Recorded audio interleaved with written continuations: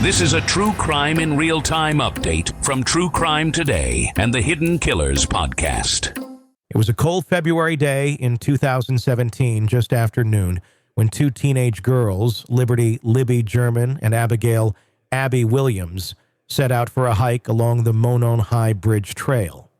They were supposed to return that evening to the pickup spot where Libby's family would be waiting for them.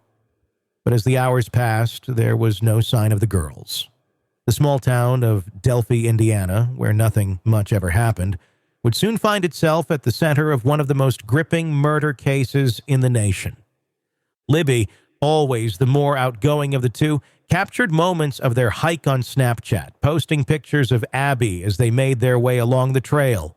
Two eighth graders, both avid in sports, full of life, with entire futures ahead of them. But soon, something would go terribly wrong. By early evening, their families were worried. Calls to the girls' cell phones went unanswered, and a search was quickly launched.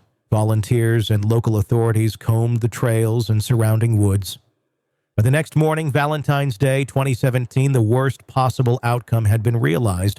The bodies of Libby and Abby were found near Deer Creek, just a mile away from the Monon High Bridge.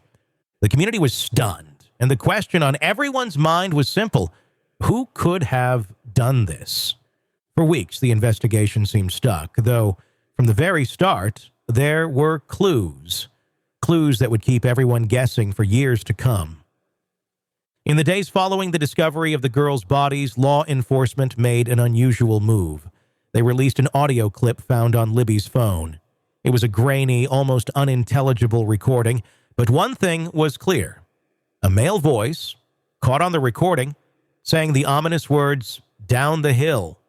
It was brief, only a few seconds long, but it became the central piece of evidence. That, along with a still image of a man walking on the bridge, were the only tangible clues to help unravel this dark mystery. The release of this evidence set off a flurry of speculation both in Delphi and across the nation. Online sleuths pored over the images and audio, trying to identify the mysterious man in the photograph. It became an obsession for some. But despite the public's efforts, weeks turned into months and months into years, and no arrests were made. Delphi is a small town, a place where most people know each other. The idea that the killer could be one of their own was unfathomable. For years, investigators worked quietly, following leads, releasing composite sketches, and interviewing potential suspects. One name that emerged early in the investigation was that of Ron Logan, the owner of the property where the girls' bodies had been found. His alibi didn't check out, and some believed his voice matched the audio, but after a search of his property revealed nothing substantial. He was never charged.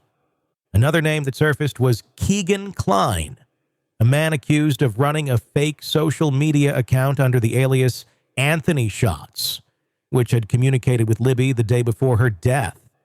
Investigators believed that the girls may have been lured to the trail by someone posing as his fake profile, but Klein, too, was never formally charged in connection with the murders, and still, despite all these suspects and leads, the case remained unsolved until Halloween of 2022, when news broke that the police had arrested Richard M. Allen, a man who lived in Delphi and worked at the local CVS pharmacy.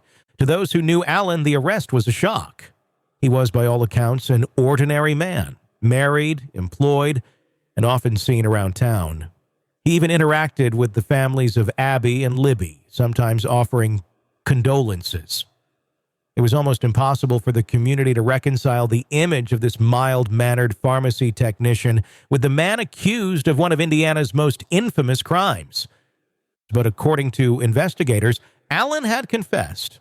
Allegedly, he made several statements while incarcerated, confessing multiple times to various people, including correctional officers and even his own family. And then there was the physical evidence, an unspent .40 caliber bullet found between the girls' bodies. Testing later confirmed that this bullet had been cycled through a gun owned by Allen. This discovery would become one of the most crucial pieces of forensic evidence in the case. When questioned back in 2017, Allen had told police he had been on the trails the day the girls went missing, though he claimed he had seen nothing suspicious. He described passing 3 young girls at the Freedom Bridge, another nearby trail location. Investigators took his statement, but at the time did not pursue him as a serious suspect. But when investigators went back through the case files years later, Allen's name resurfaced. They executed a search warrant on his property, seizing his gun, and that's when the match with the bullet was made. In January of 2023, Allen was formally charged with 2 counts of murder and later 2 additional counts of felony murder. The initial charges suggested that the murders had taken place during the commission of a felony, namely kidnapping. But in March, prosecutors decided to drop the kidnapping charges, opting instead to focus solely on the murder accusations. As the trial date approached, Allen's defense team worked tirelessly to build their case. They introduced an alternate theory, one that would shift the blame away from their client and onto a shadowy group allegedly involved in pagan rituals. The defense claimed that the crime scene had been staged to mimic ritualistic killings tied to Odinism, an ancient Norse religion, and that the police had ignored evidence pointing to known Odinists in the area. It was a bold move, but one that did not hold up in court. The judge ruled that the defense failed to provide any admissible evidence linking the murders to this theory, leaving Allen's defense team to rely on other tactics.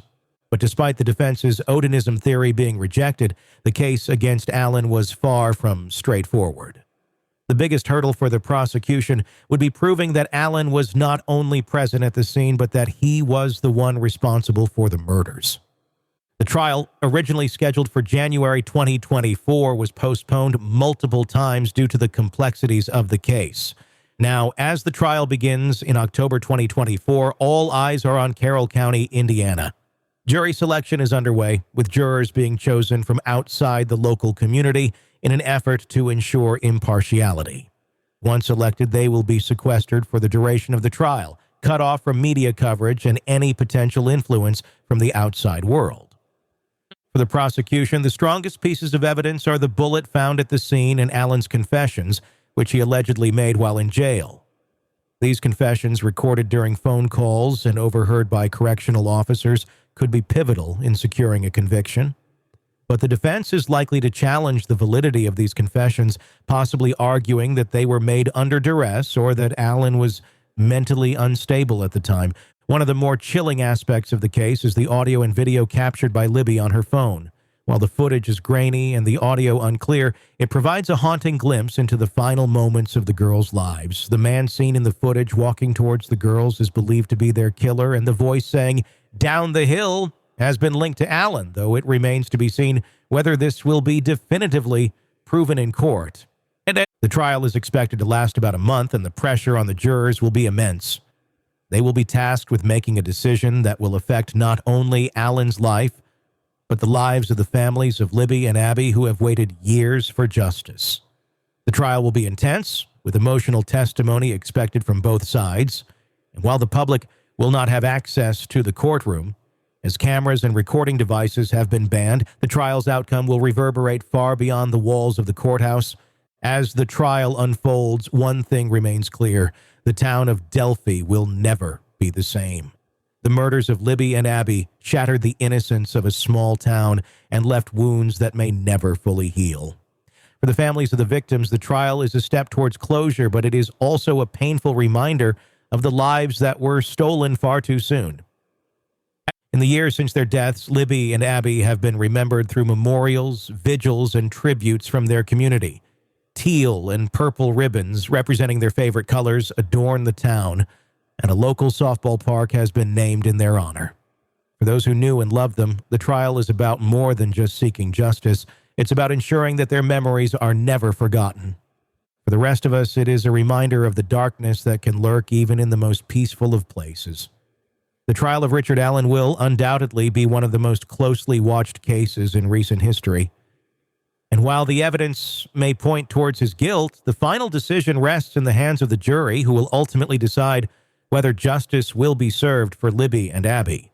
In a world where the darkest secrets lie just beneath the surface, They said it was an accident, but the evidence says otherwise. where hidden killers roam unnoticed, in the shadows. I think you would definitely be looking at a blend of toxic, very bad narcissistic personality traits, and they will be vengeful and possibly resort to violence. Join Tony Bruschi as he uncovers the truth behind the most chilling cases. They said it was an accident, but the evidence clearly says otherwise. Each episode, we dig deep into the minds of those who commit the unthinkable. To your point on narcissism, he thinks in his own mind how witty he is. Yeah. But he lost that jury. I was done with him in 2 minutes. From unsolved mysteries to infamous crimes. Geez, you've just talked about how you've taught yourself how to do everything under the sun. I bet you did a YouTube video, how to best kill somebody with a knife. Hidden Killers with Tony Bruschi takes you where few dare to go. How does someone with such a dark secret go unnoticed for so long? With multiple new episodes every single day. We're not just telling stories, we're seeking justice. Listen now on Apple Podcasts or wherever you get your podcasts. Just search for Hidden Killers with Tony Bruschi.